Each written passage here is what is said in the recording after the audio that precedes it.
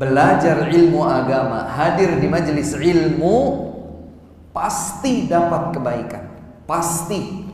Kepastian ini absolut, tidak perlu diragukan. Keumuman ayat dan hadis menyatakan demikian. Allah Subhanahu wa taala berfirman, "Yarfa'illahu alladhina amanu minkum walladhina utul ilma darajat." Allah angkat kedudukan hamba yang beriman dan hamba yang berilmu sekian derajat. Diangkat kedudukannya oleh Allah, maka ini pasti baik. Man yuridillahu bihi khairan yufaqqihhu fid din. Dalam hadis Nabi bersabda, siapa yang dikehendaki kebaikan oleh Allah pada diri seorang hamba, Allah akan jadikan dia paham ilmu agama. Pasti baiknya.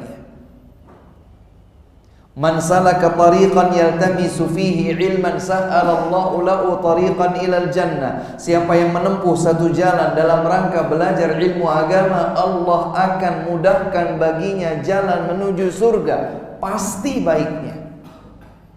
Dan banyak sekali ayat serta hadis semakna dengan ini. Karenanya kata para ulama, ketika seseorang melangkahkan kaki hadir di majelis ilmu, sampai pun seandainya dia tidak paham apa-apa, dia tetap mendapatkan janji kebaikan. Dia nggak paham, dia dengarkan, apa ini Ustadz ngomong apa ini, saya nggak paham.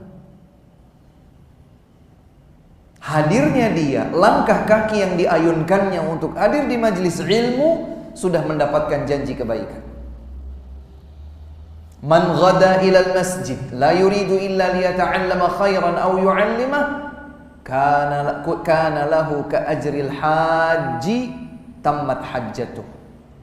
Siapa yang melangkahkan kakinya menuju masjid dalam rangka belajar atau mengajarkan kebaikan, niscaya tercatat baginya seperti pahala haji yang sempurna. Subhanallah. Jadi kalaulah hadir nggak paham apa-apa, dia sudah dapat pahala dan kebaikan. Atau mungkin hadir di majelis ilmu, kemudian tiba-tiba handphonenya bergerak, istrinya, "Mas, ini gimana mas, anak kita mas kok demam tinggi." Sehingga dia tidak berkonsentrasi hadir di majelis ilmu. Dia ingat, oh pelajaran kemarin kata Ustadz, jangan langsung kemudian berpikir panik dan lain sebagainya. Ingatkan istri kita untuk ruqyah, bacakan surat Al-Fatihah.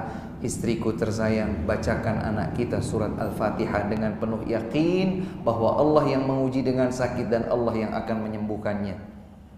Tapi dia tidak konsentrasi. Meskipun dia tidak konsentrasi, dia tetap dapat pahala dan janji kebaikan. Ini para sahabat datang dari negeri Basrah, dari Irak. Berjalan, paling banter naik tunggangan, entah keledai, entah kuda, entah onta, melewati gurun-gurun Sahara, terik matahari. Kita alhamdulillah. Andai perjalanan dari rumah kita menuju sebuah majelis ilmu 2 kilo, 3 kilo, 5 kilo, 10 kilo, cepat. Tidak harus dengan terik matahari yang sangat menyengat. Kalaulah hujan, alhamdulillah bisa terkurangi dengan pakai mantel hujan misalnya, alhamdulillah. Gak punya mobil, gak apa-apa. Punya sepeda motor. Sepeda motor nggak harus bagus. Sampai ke majelis ilmu, sekiranya dia meninggal dunia dalam perjalanan atau di majelis ilmu, kata Nabi SAW, fahuwa fi sabilillah hatta yarji'. Dia berada di atas jalan Allah sampai dia kembali ke rumah. Subhanallah.